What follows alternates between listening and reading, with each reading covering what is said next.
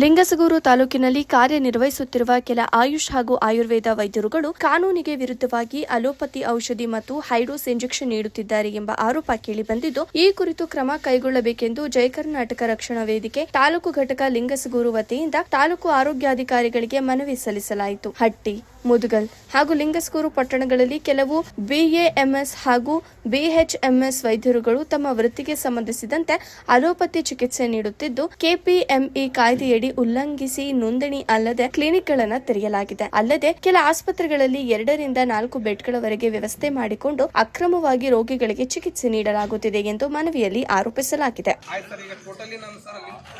Totally sir Lingasuru ತಾಲೂಕಿನೊಳಗೆ sir ಎಷ್ಟು ಹಾಸ್ಪಿಟಲ್ಗಳಿದಾವಲ್ಲ sir ಅಷ್ಟು hospital video ಮಾಡಿ ಸರ್ ನೀವು ಯಾರ್ಯಾರ ಮ್ಯಾಗ ಎಫ್ ಆರ್ ಮಾಡಿರಿ ಅಂತ ನಾಳೆ ಬರ್ತೀವಿ ಸರ್.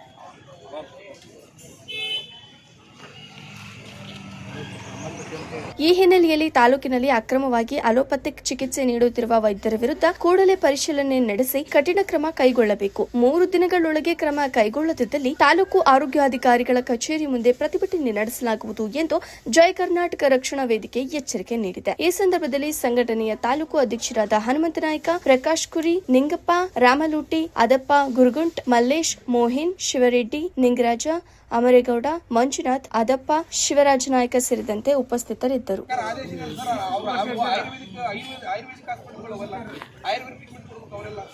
ಓಪನ್ ಆಗಿ ಎಲ್ಲ ಕಡೆ